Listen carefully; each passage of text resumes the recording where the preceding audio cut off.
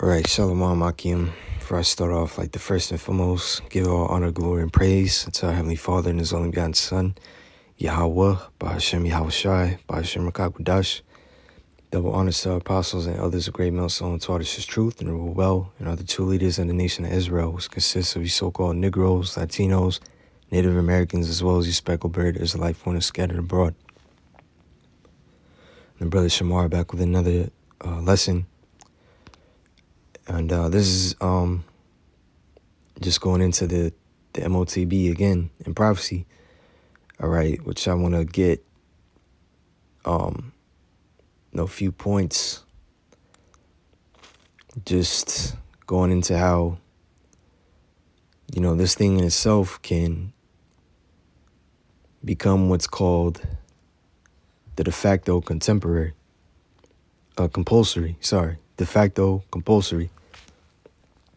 which is pretty much like the standard within the society.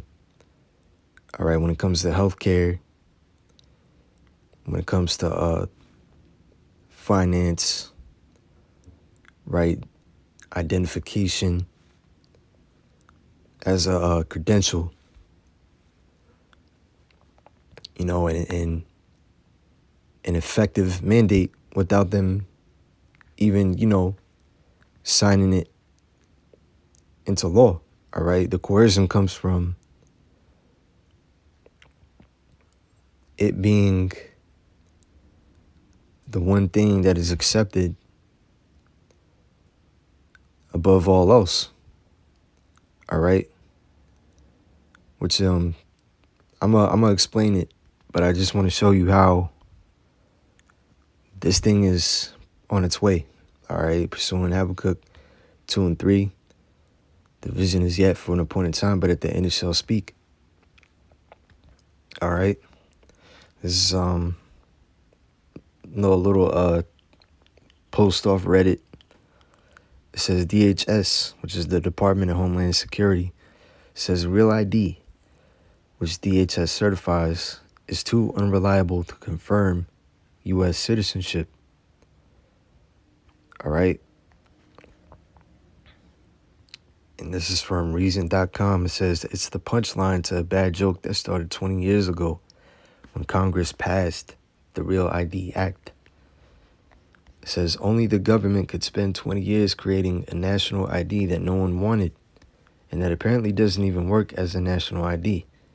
But that's what the federal government has accomplished with the Real ID, which is the Department of Homeland Security, DHS, now considers unreliable. Even though getting one requires providing proof of citizenship or lawful status in the country. In the December 11th court filing, Philip Levy, the acting assistant special agent in charge of DHS's Mobile, Alabama office, said that Real ID can be too unreliable to confirm U.S. citizenship. Levy's declaration was in response to the federal civil rights lawsuit filed in October by the Institute for Justice, a public interest law firm, on behalf of Leo Garcia Venegas, an Alabama construction worker. Venegas was detained twice in May and June during immigration raids on private construction sites, despite being a U.S. citizen. In both instances, Venegas' lawsuit says mass federal immigration officers entered the private sites without a warrant and began detaining workers based solely on their apparent ethnicity. And in both instances, officers allegedly retrieved Venegas' Alabama-issued Real ID from his pocket, but claimed it could be fake. So this is just another device. All right, 2 Corinthians 2 and 11, for we're not ignorant of Satan's devices. All right, we understand that when they're talking about Real ID is too unreliable to confirm one's U.S. citizenship, then there must be a need for something else. All right, and I'm gonna get how they're gonna slip the chip in there.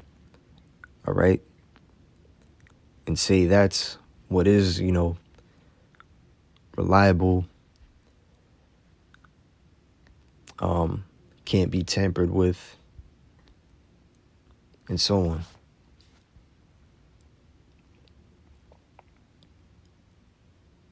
It says Venegas was kept handcuffed and detained for an hour the first time, and between 20 and 30 minutes the second time before officers ran his information and released him. The V's declaration says that the agents needed to further verify his U.S. citizenship because each state has its own Real ID compliance laws, which may provide for the issuance of a Real ID to an alien, and therefore based on HSI, special agent training and experience, Real ID can be unreliable to confirm U.S. citizenship. So, when it comes to ID, hey, even they're saying that digital ID is unreliable. So then, you got to ask yourself what's next. But we know what's next. All right? Because if these things they're talking about are, they're not secure enough. All right? Then they're going to come with something else.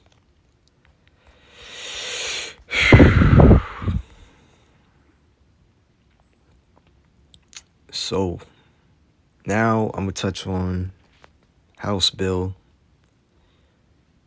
HB 2303.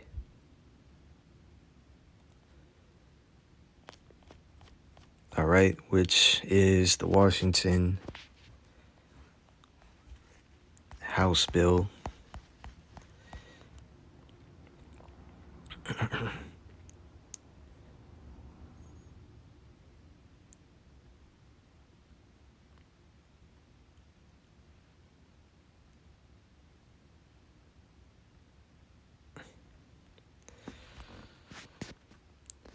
So I took it to ChatGPT and I plugged some information in. And what I got was, all right, and I'm going to read. While the U.S. regulates many technologies, there is no federal law or active bill that requires or authorizes implanting chips in people for identity or payment. But this says laws banned forcing implantation. Slovakia. Several states have passed laws to prohibit employers or others from forcing people to get microchips implanted. States including California, Wisconsin, Arkansas, Missouri, Montana, Utah, Oklahoma, North Dakota, New Hampshire, Indiana, Alabama, Mississippi, and other states have statutes that ban requiring or coercing, especially employees, to have microchips implanted in their bodies. Now, this is the example. Washington State Bill, all right, 2303, which is Washington legislator, which makes it illegal for employers to require or coerce employees into getting microchips implanted, and would impose civil penalties and allow employees to sue if violated. It says most of these state laws do not prohibit voluntary implantation, only mandatory or coerced implantation as a condition of employment or benefit. A few states like Nevada have even broader restrictions that apply to voluntary implants in some circumstances. Why this matters? Implantable technology today, RFID, which is radio frequency identification, NFC, near-field communication, chips, can be implanted and used for identification or payment in a technical sense, similar to contactless cards or mobile wallets, but are not widely regulated at the federal level for human implant use. It says laws focus on protection because this technology raises privacy, bodily autonomy, and consent concerns. Lawmakers are more focused on protecting individuals from being forced into these technologies rather than mandating them. But we're going to get how something can become effectively mandate. See, they don't have to put a gun to your head, coerce you, force you to take it. But they're going to have the option out there and make it the only thing that is practical, all right? And the use of everything else impractical. Practical because its usage isn't accepted as an alternative. For instance, the real ID, right? That might still be out there, right? The digital ID is an alternative. But when the chip is pushed,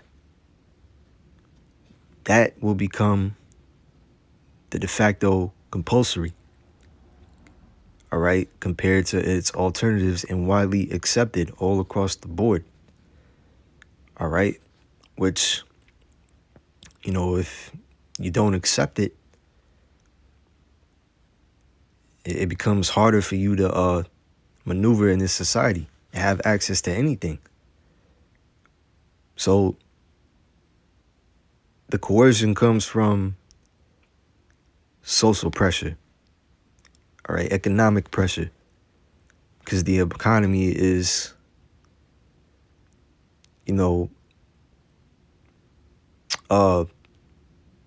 everything is going digital, all right? Eventually, this is going to be, pushed as the new digital wallet, as the new digital ID.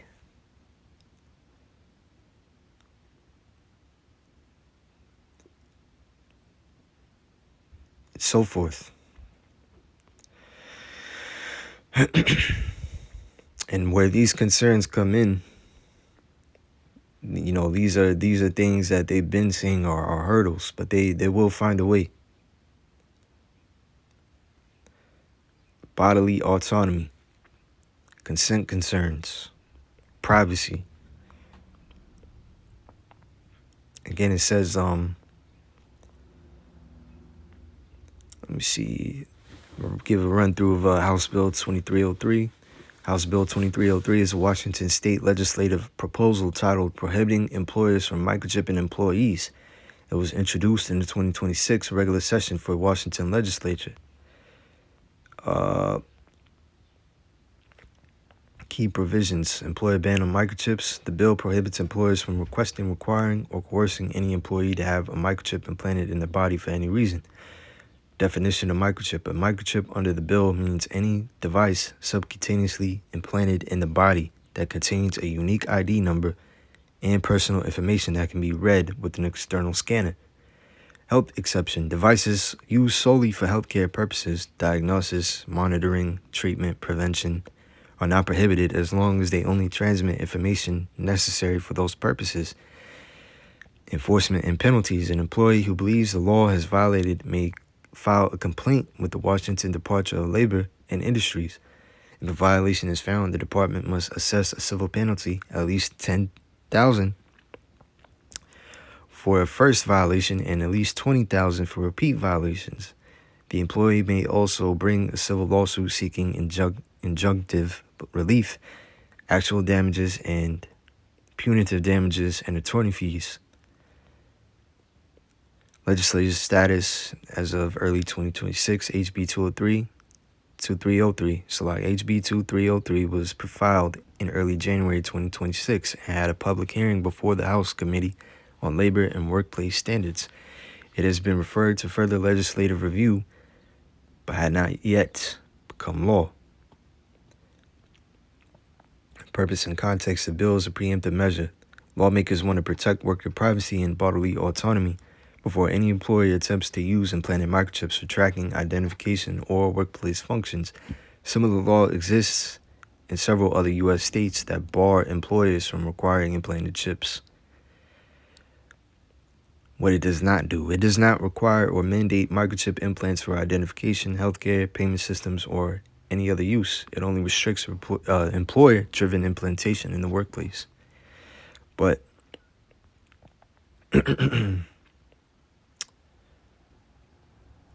where it has been used, Sweden. All right, remember we've always referred to how there are literal hundreds of people in Sweden that are already chipped up, and the chip has become an integral part of their day-to-day lives. They use it as a key fob for access control to buildings, workplaces, homes. They use it for payments, contactless payments.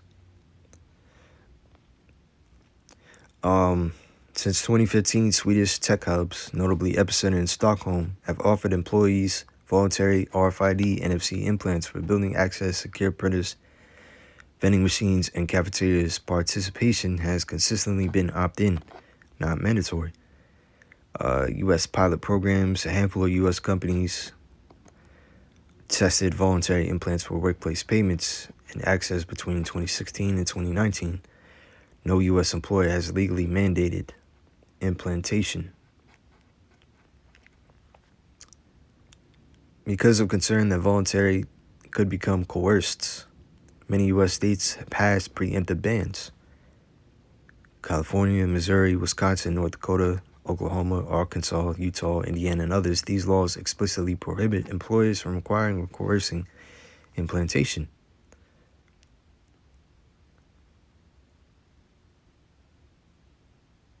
So it says Washington State Bill HB 2303 fits squarely into this category of preventive worker protection law, not a rollout plan. It says there was limited enthusiasm among tech employers, and legislatures responded by blocking mandates before they could happen. But as time goes on, we're going to see this thing effectively come mandate, and they're going to find a way to get over all those hurdles. All right?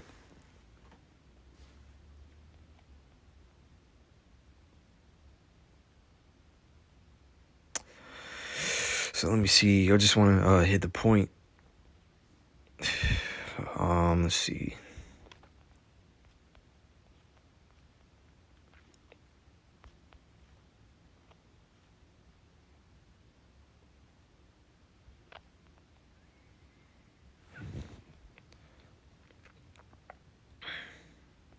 So I asked, what existing laws or policies can circumvent the standing on these technologies to make them appear necessary? All right, it says the core idea first, plainly. In the U.S. and in most democracies, implantable ID or payment tech could not be made necessary directly without running headfirst into bodily autonomy, privacy, and civil rights law. So the only realistic pathway would be indirect necessity, where the implant is never legally required, but access to something essential is conditioned in a way that pressures adoption. Lawmakers know this, which is why bills like HB 2303 exist. It says conditioning access rather than mandating behavior. This is the most legally plausible route in theory. Existing legal mechanism, government already conditions access to benefits or systems on compliance with requirements.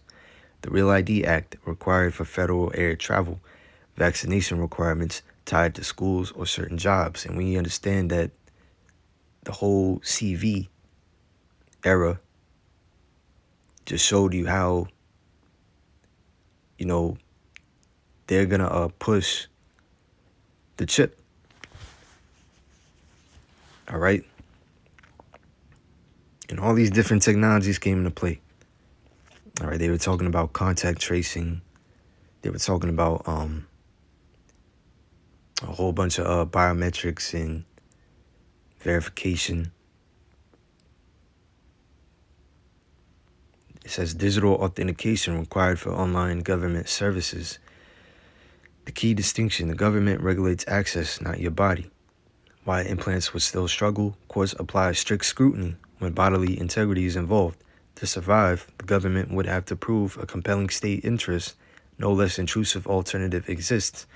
With phones, cards, biometrics, and paper IDs available, implants fail. Test number 2 immediately, right? That no intrusive alternative exists. But when they argue that these things aren't secure enough, you can lose a phone,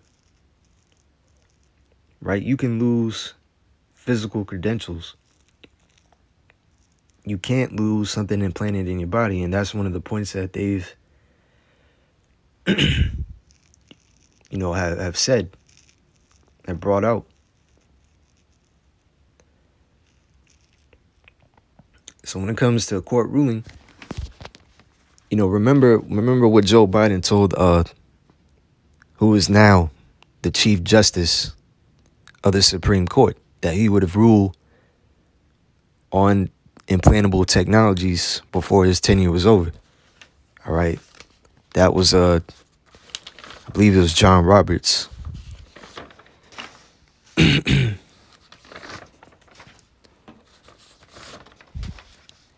He said that, all right? And brother said, been bringing that out. You see, the courts,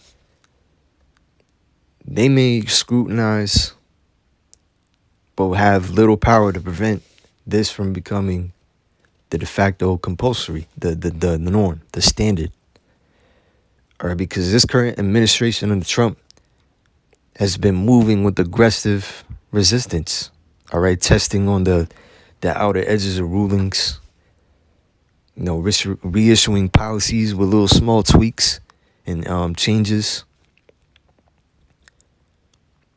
When courts issued certain rulings, right, and injunctions, the administrations sought appeals, stays, modifying their policies to fit within the ruling, and shifting legal theory while cases move up the courts. And that's why, up to this point, what Trump has been doing with ICE, the raids, etc., militarizing ICE,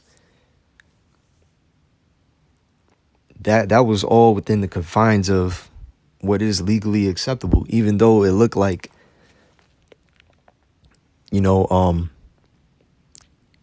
combative or cynical between this administration and the courts. So from a rule of law perspective, operating within the system, even aggressively, is still operating within the system. And that's how the cruel Lord, man, it just goes to show you that, this law is, these Edomites' law is terrible. There's so many loopholes, there's so many gray areas that they're able to take advantage of, you see, and bring certain things into play. But this is how they're going to push the chip. All right. Same method, where you have something like HB 2303, they're going to find a workaround,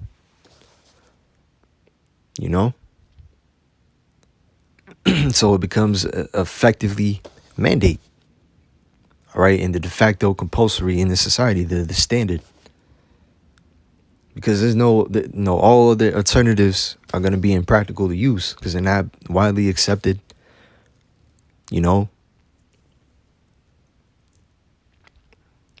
But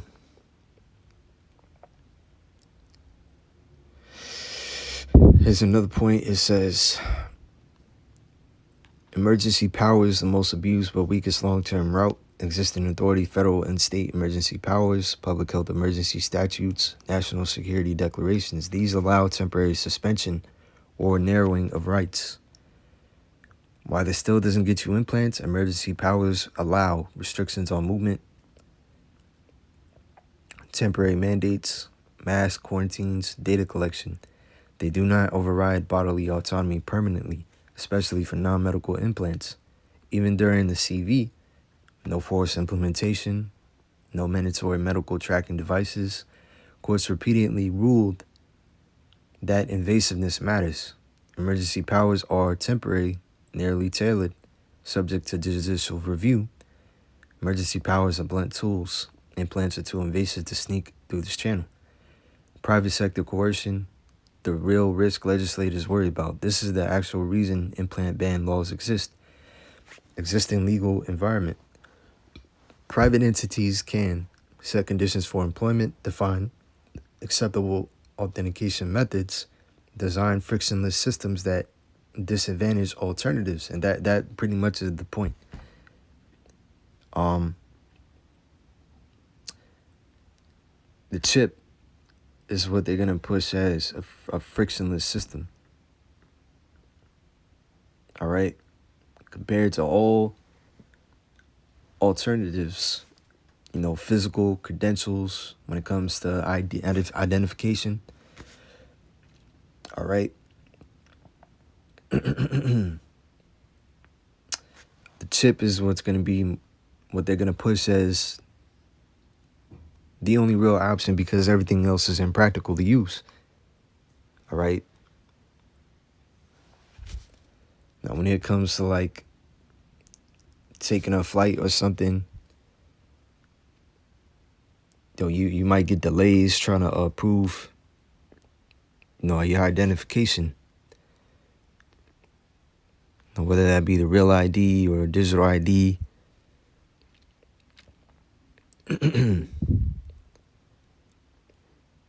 Longer wait times and so on, man. All right, the chip is what's going to be pushed as the norm. Again, because all other things are impractical. But it says the danger zone, not a law that says you must get an implant, but a system that says this is the fastest, default, cheapest way. Over time, alternatives exist on paper, but are slow, costly, stigmatized, or impractical. This is soft coercion, not legal mandate. This is why states intervene early. Legislatures recognize employment doesn't equal free consent. Economic pressure can defeat voluntariness. Hence laws like California Civil Code 52.7, Washington HB 2303, Wisconsin State 146.25. These laws cut off the private sector pathway before it matures. Data first laws that don't specify the hardware. This is the most subtle theoretical route. Existing pattern, governments often legislate standards, data formats, authentication requirements without specifying how they are met. Example, secure, continuous, tamper-resistant authentication, forgeable individual verification. If written carelessly, such language could privilege implants technically without naming them. Why it still collapses legally, courts examine practical effect, not wording. If compliance realistically requires surgical implantation, permanent bodily modification, it becomes a de facto mandate, triggering constitutional scrutiny. This is why most modern bills explicitly list acceptable non-implant alternatives. Point 5, international models. Why the U.S. is structurally resistant. Even countries with national ID systems, cashless economies, centralized healthcare, e.g. Sweden, Estonia, still prohibit mandatory implants, treat them as consumer novelties. The U.S. adds extra barriers, federalism, Bill of Rights, tort liability, religious freedom protections, the hard legal truth. To make implantable ID payment tech necessary, a government would need all three. No viable alternative technology, compelling interest stronger than bodily autonomy. Courts willing to redefine physical integrity rights. None of these conditions exist today. That's why laws ban coercion before adoption. No serious bill proposes mandates. The push you see is defensive, not preparatory. This is why people feel this is closer than it is. Cash is disappearing. Digital ID is expanding. Trust in institutions is low. Tech evolves faster than law. Those trends are real, but implants are a legal dead end, which is why lawmakers are fencing them off early. Okay, but now, in such cases where there is indirect necessity, it says, here are credible, legally grounded scenarios where implantable tech could become indirectly necessary without ever being mandated. These are the scenarios lawmakers and ethicists worry about because they rely on structure, incentives, and friction, not force. But what did Revelation 13 and 16 say? All right, let's get that.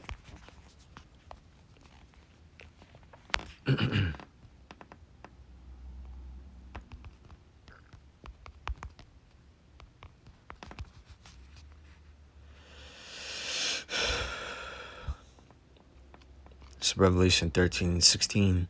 And he calls it all. The he is Esau, Edom.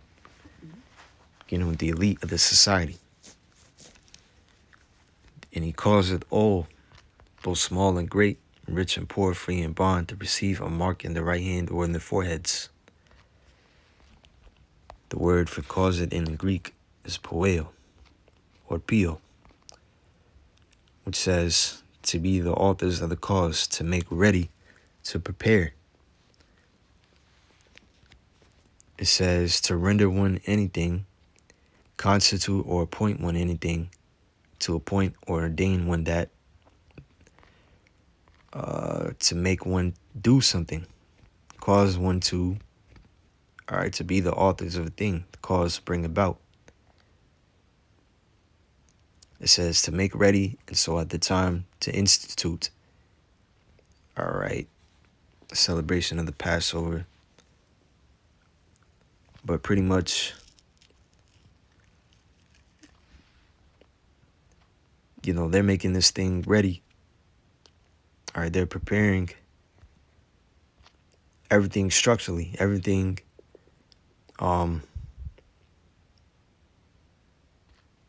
within the society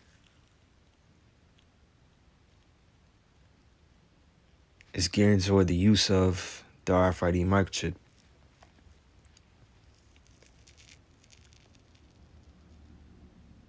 The infrastructure is changing, all right?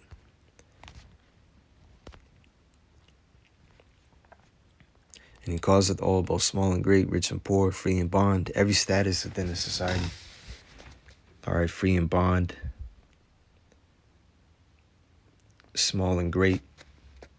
And they're pushing, they were talking about chips, implanting microchips for children, newborns. Small and great, rich and poor. They're gonna bring the chip to the prison system. So like free and bond to receive a mark in the right hand or in the foreheads, and that is the subcutaneous that device, that implantable microchip,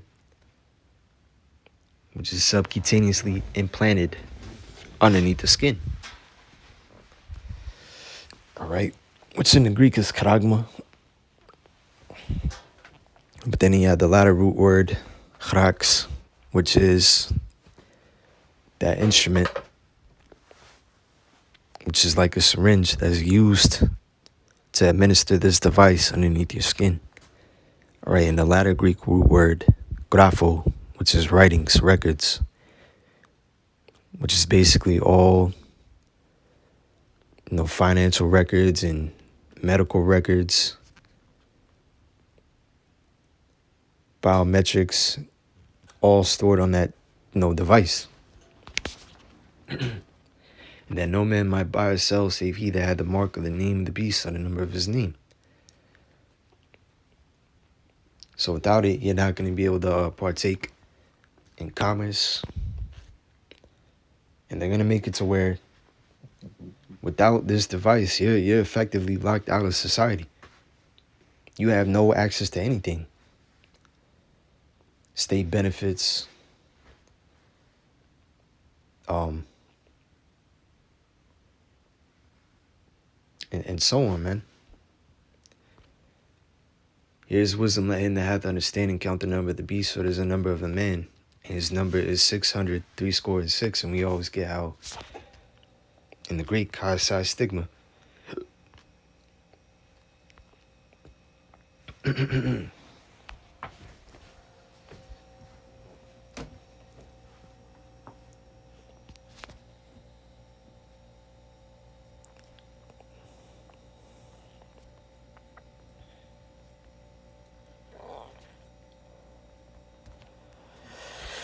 With stigma in the Greek, this is the outline of biblical usage, a mark pricked in or branded upon the body. To ancient Oriental usage, slaves and soldiers bore the name or the stamp of their master or commander, branded or pricked, cut into their bodies to indicate what master or general they belong to. So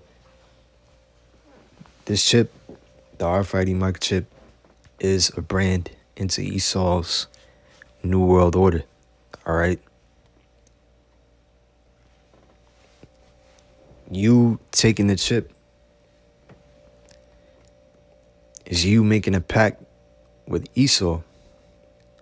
All right, and his gods, man. Which his God is Satan.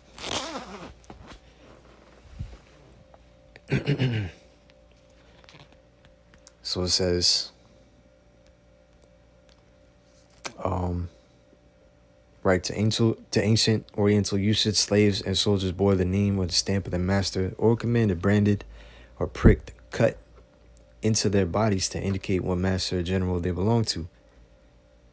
And there were even some devotees who stamped themselves in this way with a token of their gods. So, in taking that chip, you're basically saying Esau is your God. All right, because we understand where they talk about bodily autonomy being an issue or concern, or privacy and so on. Esau wants to know your every move. He wants to know your thoughts. He wants to be able to program your thoughts. He wants to be able to control you through his technology. Literally. And his scriptures speak on how he has a God complex. How he wants to be the most high God on earth. All right. And the scriptures also say how they frame mischief by law. With there being so many loopholes and gray areas in their law, man, this is how they're gonna sneak this shit in under people's noses. But we're the only ones that can see it. No, it's not going to catch us off guard because we're looking for it. But Lord willing, the Lord had the spirit on us to resist it. All right.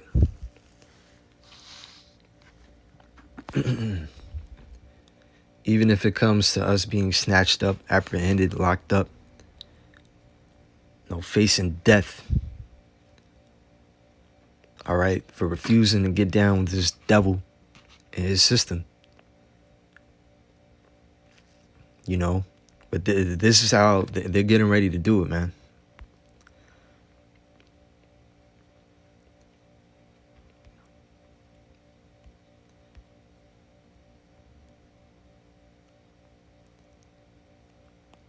So I'm going to read a little more.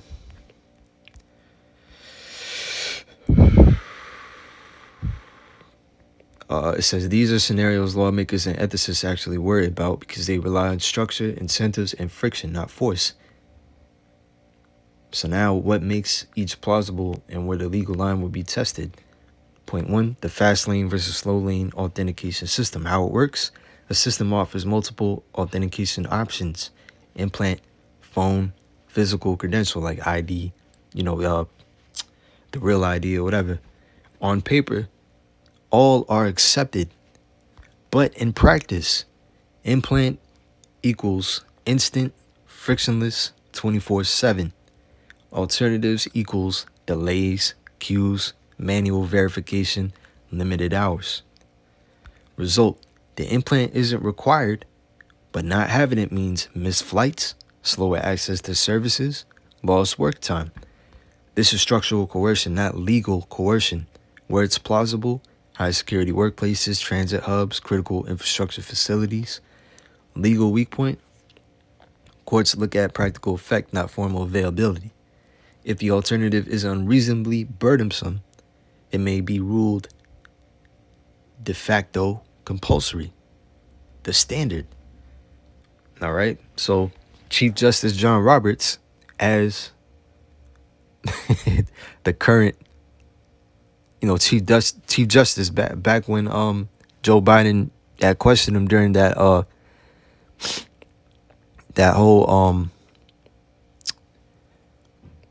there's a video on it. Lord willing, I find it and I could post it up. Back then he was Biden, he was a U.S. senator. All right, and John Roberts, he was a judge. now the Chief Justice of the Supreme Court. He was asked whether future Supreme Court justices would face cases about emerging technologies, including a microscopic tag implanted in a person's body to track his every movement, quote unquote. He then told John Roberts what? You will rule on that. Mark my words before your tenure is over.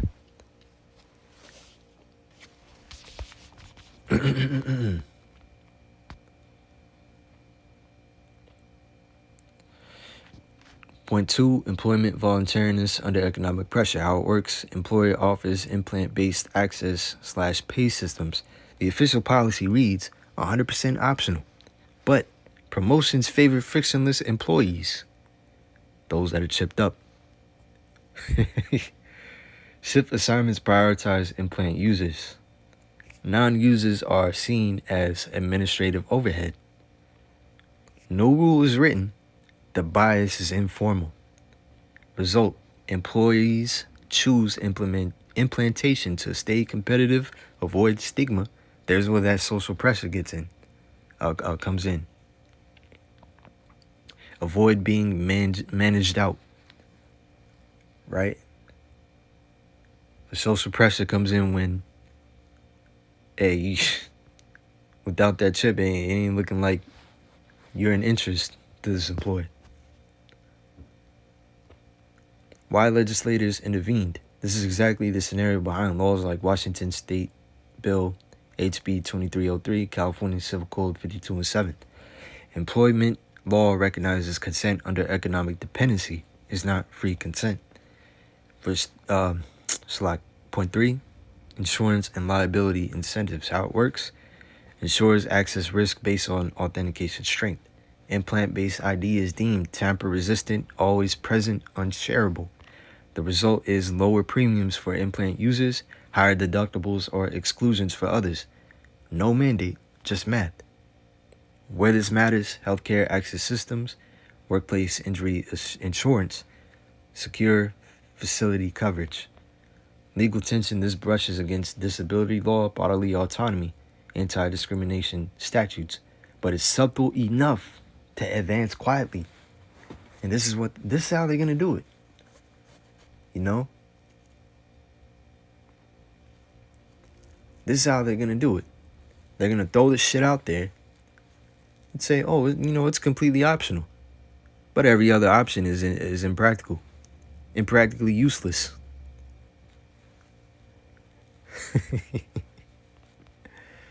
And that's where the social pressure, that's where the economic pressure comes in. Because without it, you can't maneuver within the society.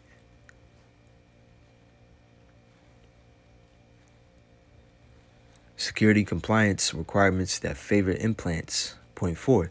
How it works. Regulation requires continuous, non-transferable, real-time real-time identity verification. It never mentions implants, but cards can be lost, phones can be stolen, biometrics can fail. Implants meet the specification best. Result, organizations standardize around implants to comply efficiently. Alternatives exist, but are technically non-compliant or constantly challenged. This is the most dangerous scenario legally because law is facing neutral. The law is facially neutral. The coercion emerges from engineering realities, not policy text. So they're changing this whole infrastructure up to where the chip is what streamlines everything. And all other alternatives, it just becomes, burdensome and unpractical. Impractical slot. It says the courts would scrutinize whether the standard is intentionally exclusionary. Less intrusive compliance paths exist. Point 5, cashless ecosystems with trusted identity layers. How it works. Physical cash disappears. Digital payments require strong identity binding. Fraud rules tighten. Implants become the most reliable identity payment link, the least fraud prone. The result is merchants prefer implant authenticated payments. Chargebacks or fees apply to weaker authentication methods. So you have to pay more for goods and services, without the chip. They already even now, like, you go up in certain stores, maybe like a mom and pop shop, all right, a deli or something. They prefer you to have cash on hand, or else, you pay with your card. No, there's a small, you're paying more. There's a small charge more for using your card. So chargebacks or fees apply to weaker authentication methods. No, you can only imagine.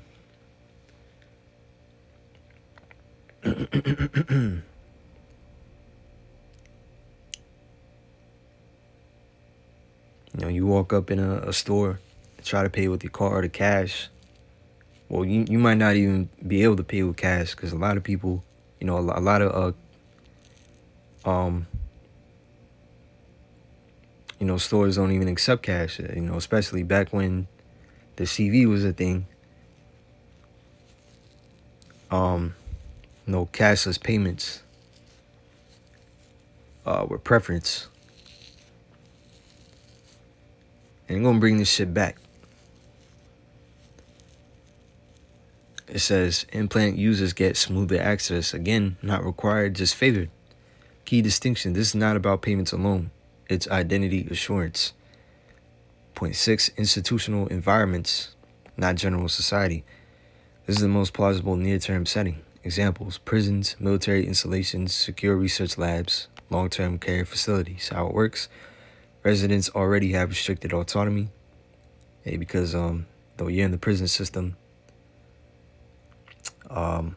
you're being watched 24/7.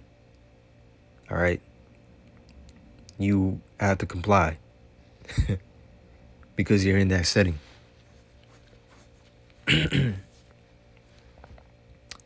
Pretty much with this whole system that they're rearing up is a digital prison. I remember the brother from the Venezuela camp, Aharon Amath, he was going into how pretty much the system that they're rearing up is a digital panopticon, all-seeing,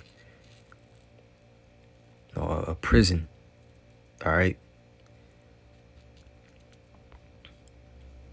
they're able to see everything you do from up top. All right, and with this technology, they want to be able to control you. They want to be able to program you.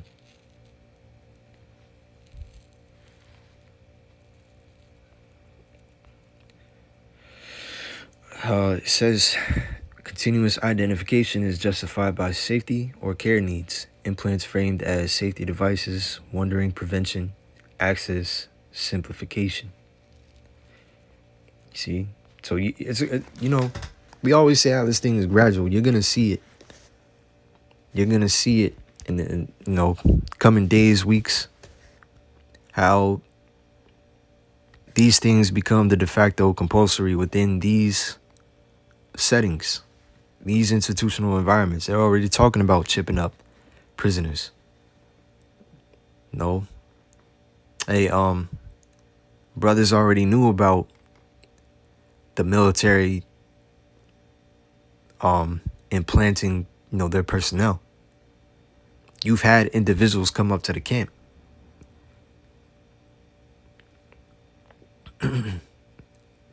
and tell brothers this, all right? Secure research labs, long-term care facilities.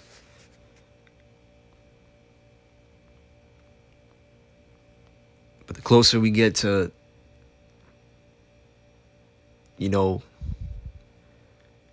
all being fulfilled, this thing is going to more and more. You're going to see it more and more.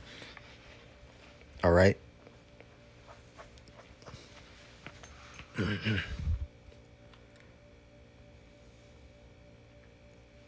You're going to have celebrities pushing this thing.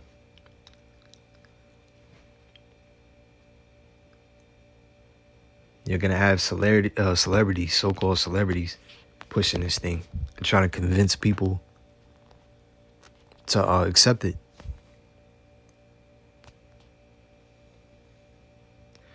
Point 7, degradation of alternatives over time. This is the quietest mechanism.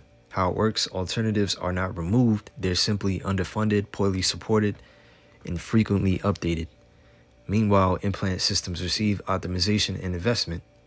Result, choosing not to implant becomes increasingly impractical. So it becomes more difficult when all these alternatives, physical credentials, physical,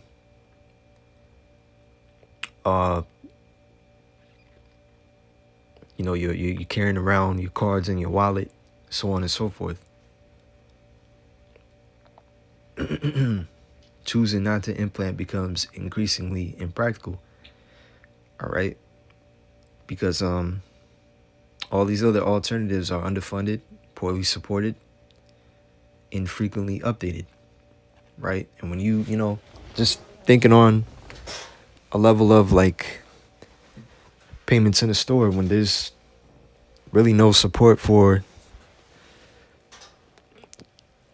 cash, they don't even accept cash.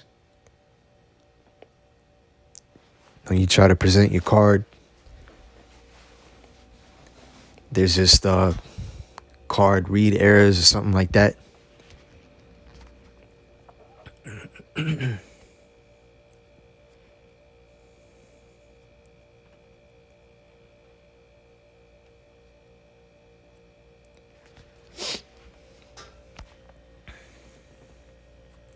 Let me see.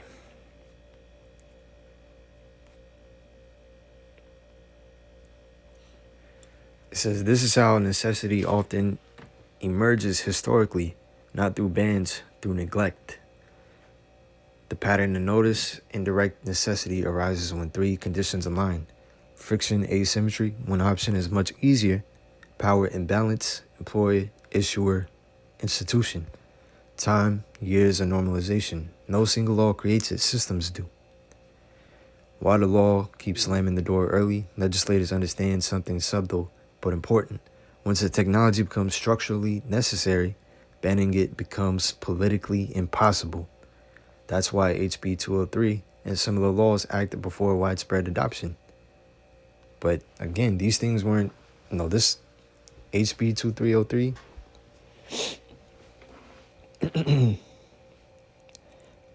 they're going to find a workaround. Just like that, they're going to find a workaround.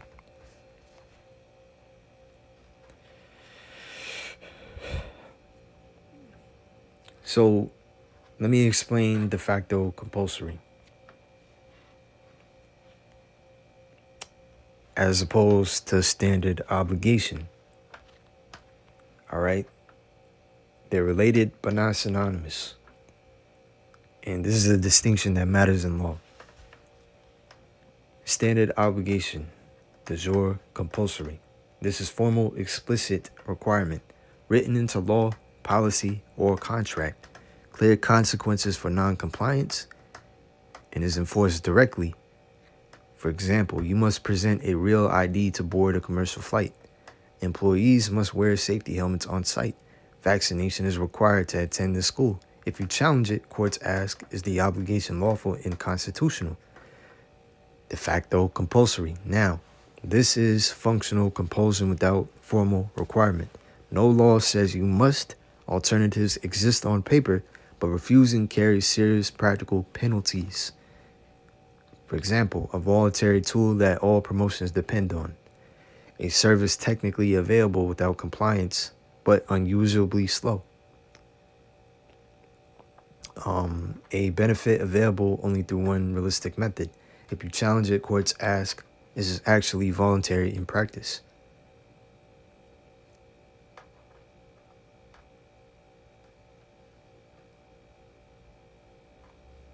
It says, a de facto compulsory system can be ruled unlawful, but only after evidence shows coercive effect. Why de facto compulsion is harder to fight? Standard obligations are visible, can be challenged immediately, trigger clear constitutional test. De facto compulsion emerges gradually, is often defended as choice, requires proving economic pressure, time burden, stigma, disparate impact. This is why legislators act preemptively with bans on coercion. But I'll say it again, they're going to find a way. All right.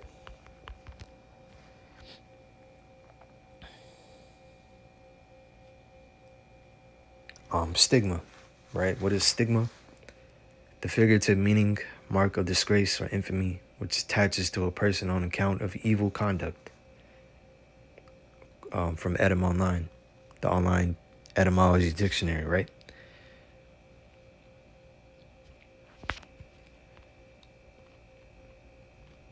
So, important nuance when courts treat them as equivalent. Courts will treat de facto compulsory as equivalent to a mandate when the alternative is unreasonably burdensome, the penalty for refusal affects a basic right or livelihood, the coercion is predictable and systemic. At that point, judges often say voluntary in name, compulsory in fact. But that equivalence is situational, not definitional. When applied to implantable tech, a written implant requirement, standard obligation, almost certainly unconstitutional. Optional implants, where non-users can't advance, lose access, are functionally excluded, are de facto compulsory, potentially unlawful once proven. That's the crack lawmakers are trying to seal early. The bottom line, standard obligation is legal requirement, de facto compulsory, practical inevitability. They overlap in effect, not in form.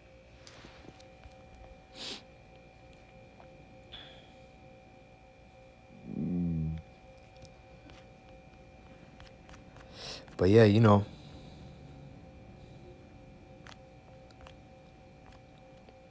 and we believe that Trump is the president to do it. All right? We believe that Trump is the president that is going to bring this thing in and make it mandate. And they're going to do so in a way that they're able to make it an effective mandate. The same way they've been moving with the courts now, up to this point.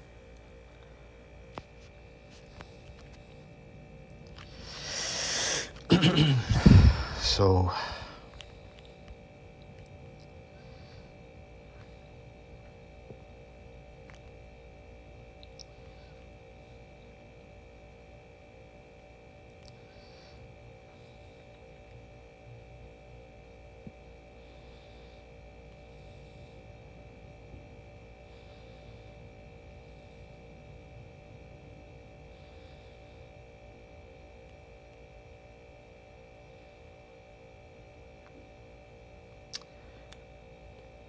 I plugged in a little more info.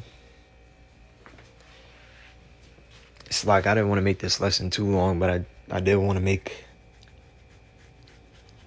some real points. And it says, when people talk about an effective mandate for implantable or body-borne identification tech, they usually don't mean a law that literally means everyone must be chipped in the U.S. That would run straight into constitutional, statutory, and political resistance. What they mean is indirect compulsion, where refusal remains technically legal, but opting out becomes impractical. Here are the narrow, realistic pathways a future Trump administration, or any administration, frankly, could use. Point one, federal standards plus delegation, the quiet lever. How it works, presidents usually don't mandate tech directly. They direct federal agencies, DHS, HHS, DOJ, Department of Justice, right, the Department of Defense. Agencies issue standards, certifications, or compliance rules. Private actors adopt them to remain eligible for federal programs. Application to implantable tech and administration could expand secure identity verification standards, allow, not require, implantable credentials as high assurance option. Define those credentials as more trusted, faster, or exempt from extra scrutiny. And what is because they listed the DHS, Department of Homeland Security, and we just read how they're saying the real ID isn't enough to prove one's U.S. citizenship.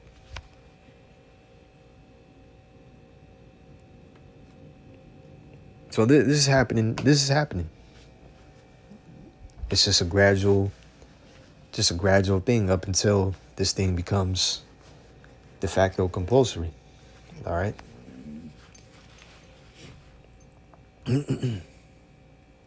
Application to implantable tech.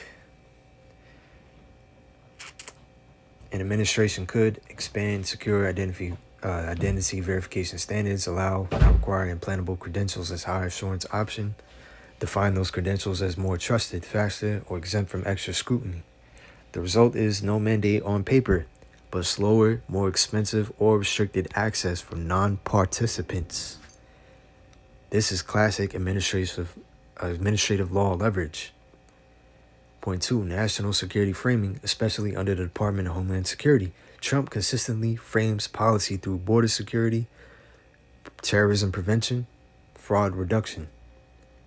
Possible pathways, DHS updates identity requirements for ports of entry, critical infrastructure access, sensitive workplaces. Implantable or biometric link tech is certified as non-transferable and tamper-proof. You're still allowed to refuse, but secondary screening, delays, restricted job eligibility. This is how something becomes de facto compulsory without being statutory law. Point three, workplace and contractor pressure, private sector as enforcer. This is one of the most likely paths, and it avoids constitutional problems. The mechanism, the federal contractors must meet stricter ID/security standards. Contractors adopt implantable or embedded ID for timekeeping, access control, credential verification. Trump has historically favored deregulation for employers, strong executive control over federal contracting. The result is millions of workers face a choice: accept the tech or lose eligibility for certain jobs. The government never mandates it. The labor market does. Point four, healthcare and benefits integration. Optional, but expected. Not Trump specific, but possible under his administration. Medicare/VA/federal health systems allow implantable credentials for medical record access, prescription verification, anti-fraud measures. At first, optional convenience, quote unquote. Later, faster processing, fewer denials, less paperwork. Eventually, refusal equals administrative friction. And this is how choice erodes without legal coercion. Point five, courts and judicial cover. Why Roberts matters. Robert is the Chief Justice of the Supreme Court now. This loops back to the earlier question. Courts, especially under Chief Justice Roberts, tend to allow broad agency discretion, defer to neutral, generally applicable rules, reject claims unless there's direct compulsion. So as long as no criminal penalties exist, no explicit physical mandate exists, alternatives technically exist, courts are likely to uphold it.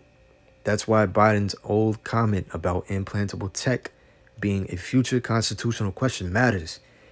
It's exactly this gray zone. Point six, what wouldn't likely happen?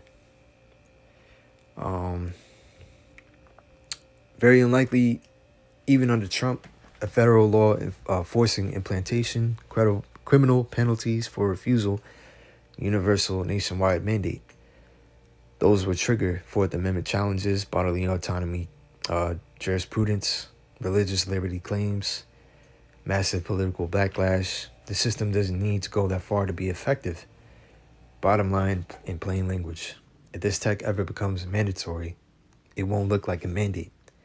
It will look like slower lines, fewer job options, extra scrutiny, lost access, administrative inconvenience, and it will be justified as security, efficiency, fraud prevention, employer choice. That's how modern compulsion works in liberal democracies. Pressure, not force. But yeah, that's pretty much it on that. Lord willing, this has been edifying. In closing, I'd like to give all praises, honor, and glory once again to Yahweh, Ba'ashem Yahweh Shai, Ba'ashem Rakakadash. Double honor to our apostles and elders, great millstone, taught us truth and rule well. Peace and blessings to the elect. To the next side, Shalom, and let us continue to stay up on and watch as well as pray. All right. With that, I say Shalom.